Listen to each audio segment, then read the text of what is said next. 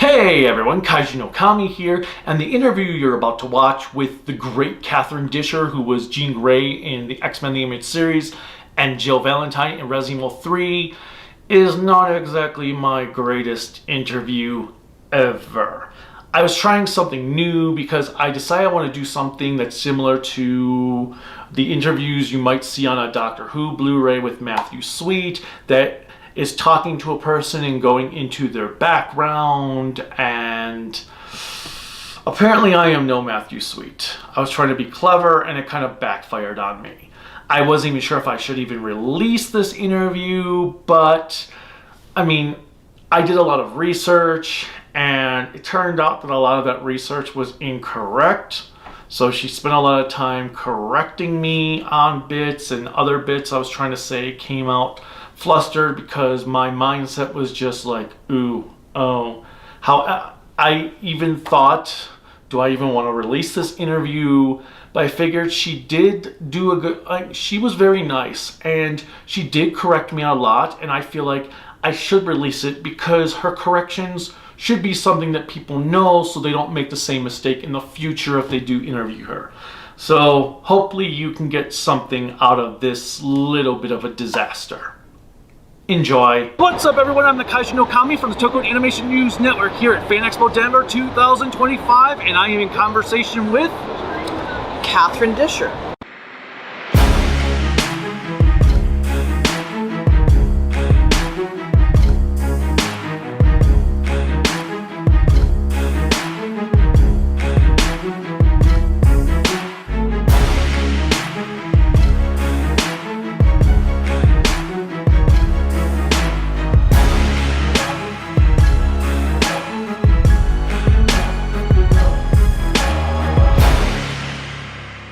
Remember to click like, subscribe, the bell notification, and whatever else YouTube has you clicking on to support us.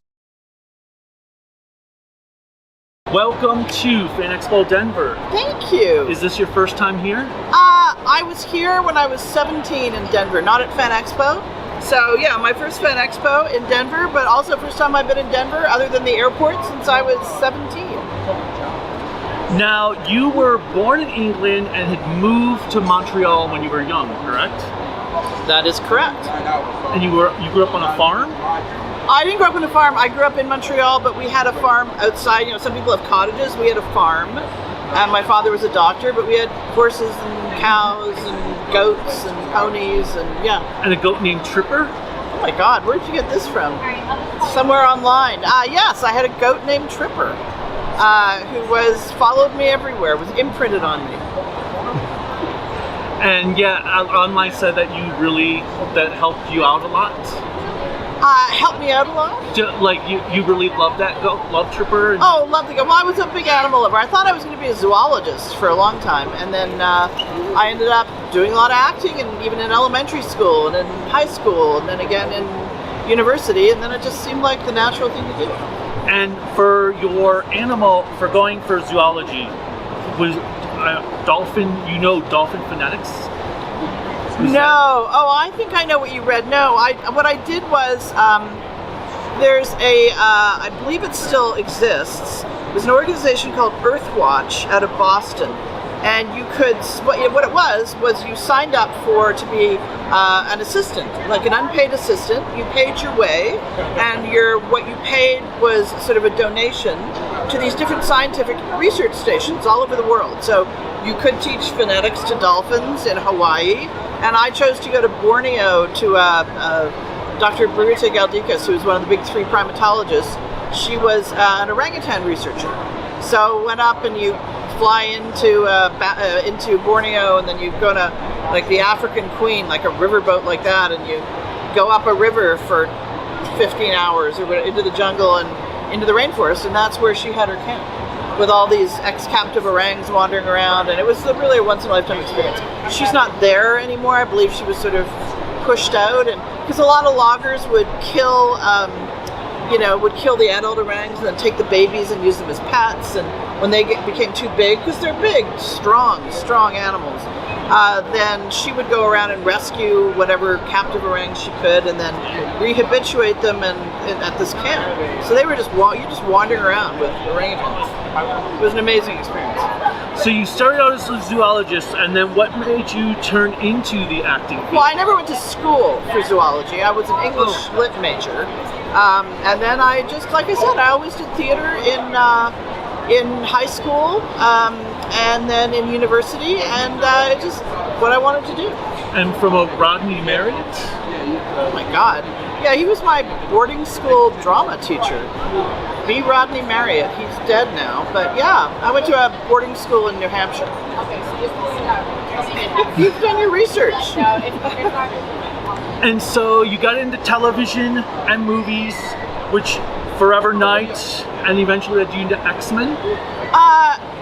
Yeah, I started out in theater. I graduated from theater school, moved to Toronto, did theater, and then gradually got into TV. Forever Night was not the first TV series I did. I did, good Lord, I did one with Mr. T called TNT, and then I did War of the Worlds. For a year, I was one of the head aliens on War of the Worlds. And then Forever Night was in around the same time as the original X-Men cartoon, so that would have been 92 through 96, I guess. Yeah. And what was it like with the fandom for the X-Men? Did you think it'd be something that would grow to what it is today? No, we had no idea. We were recording in Toronto, and in fact, every season we thought we were going to get canceled. So, no, it was, we had no idea of the popularity of the show. And it was only years later, someone actually, said there were piles of mail that kids were writing in, and we had no idea. So we apologize for never writing back. Someone should have written you back if you wrote a letter back then. Yeah, and then when Disney Plus, Disney bought Marvel and Fox rather, and then and then they started streaming it in 2020 when they first started Disney Plus. And it was a huge hit for them then, and then they decided to go ahead with the reboot, and now we're doing X-Men 97. Which you are not Jean Grey. No, I'm not Jean Grey. I am Val Cooper in 97. I think she had the best line in the first season. I won't give it away in case nobody's watched it, but anyway. Was it the one with Magneto? Yes.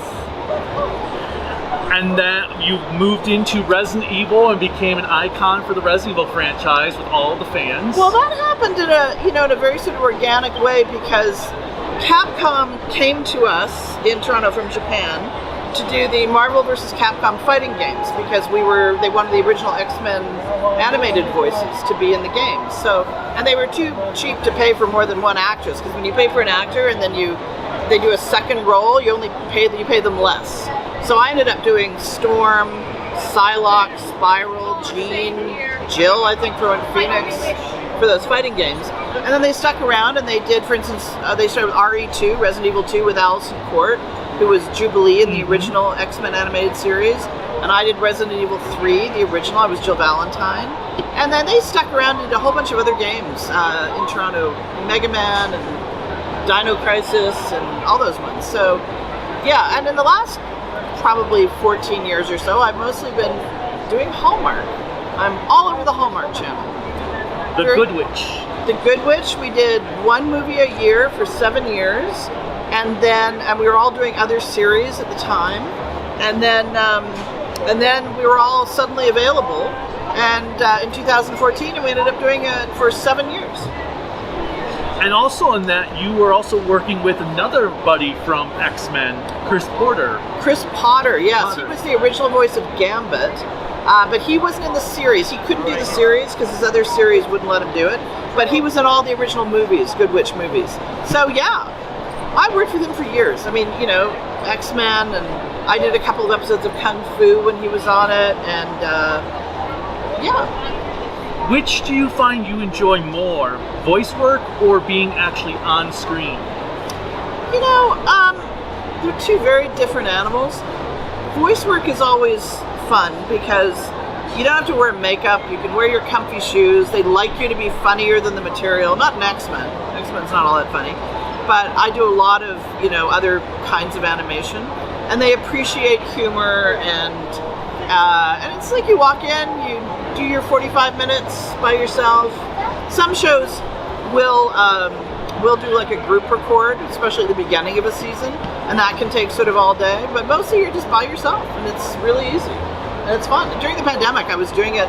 I had my own setup at home, and I was doing it like in my pajamas in my bedroom. So, yeah, now we're back in studio. Is there a role that you are the most proud about? I wouldn't say the most proud about. I mean, I just, when I'm on camera like Good Witch, I just had fun, you know? I try to have as much fun as I can. And we had a great time. We all really liked each other in the show, and I think it showed. But I've had, you know, moments like that with almost every on-camera series that I've done. And I love doing cartoons. Cartoons are just fun. They should be fun. It's not cancer research, it's cartoons. It should be fun. And what do you like doing on your off time? Gosh, I don't have that much off time.